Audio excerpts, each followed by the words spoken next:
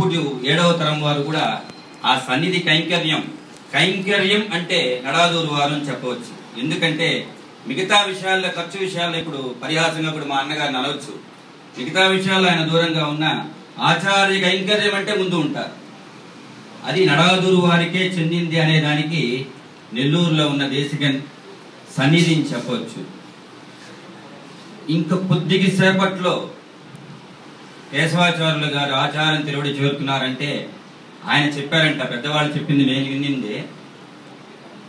ఒక అడ్వకేట్ గారిని పిలిచాడట. ఎందుకు పిలుస్తున్నారు అనేది వీళ్ళ వాళ్ళకి తెలుసు. అడ్వకేట్ గారు అనుకున్నారట ఈ ఆస్తి సంబంధం విషయం ఏదో చెప్తారేమో అని ఆయన వచ్చారట.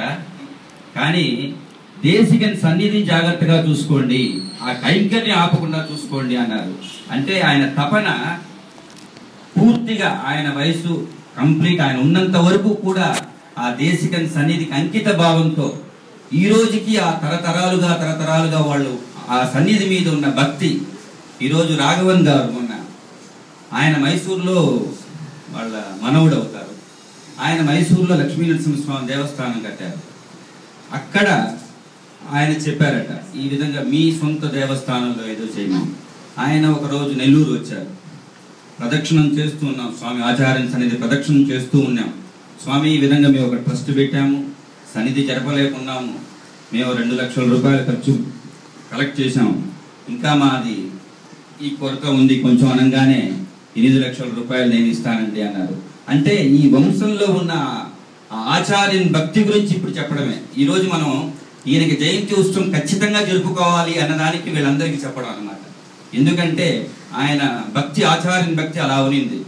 ఇలా చెప్పుకుంటూ పోతే నడాదూరు వంశం ఇప్పటి తరం వరకు కూడా ఆ సన్నిధికి కూడా ఈరోజు ఈ జయంతి ఉత్సవం సందర్భంగా కూడా రాఘవన్ గారు ఇంకోటి చెప్పారు. అలానే వాళ్ళ అమ్మాయి, ఇప్పుడు వీళ్ళ మనవరాలు చూడమని గారు ఎప్పుడు నేను అనుకున్నా కూడా వెంటనే ఫోన్ చేసి ఫలాన్ని చేయాలనుకుంటా అన్నారు. ముందు రోజు నేను అనుకోని ఉంటాను ఈ విధంగా చేస్తే బాగుంటుందేమోనని. అంటే వాళ్ళ ఆశీర్వచనం ఆ విధంగా ఉంది అనే దానికి గొప్ప నిదర్శనం.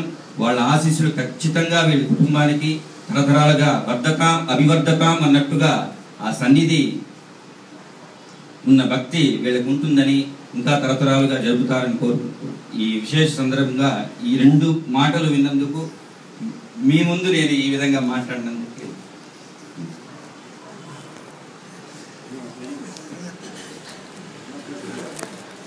அதான் பார்த்துக்காரு. இப்போ தேசிகன் சன்னதியை நல்லா டெவலப் பண்ணி கோபுரம்லாம் கட்டி இப்போ தேர் கூட பண்ணிருக்கலாம்.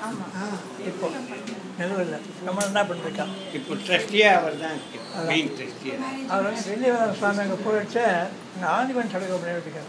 அந்த எங்கள் மாமனார் இருக்கும்போது அப்போ என்ன பண்ண அவள் வந்து மனத்தில் விருது போன வந்தான், அவள் கூட மாட்டேன்ட்டான்.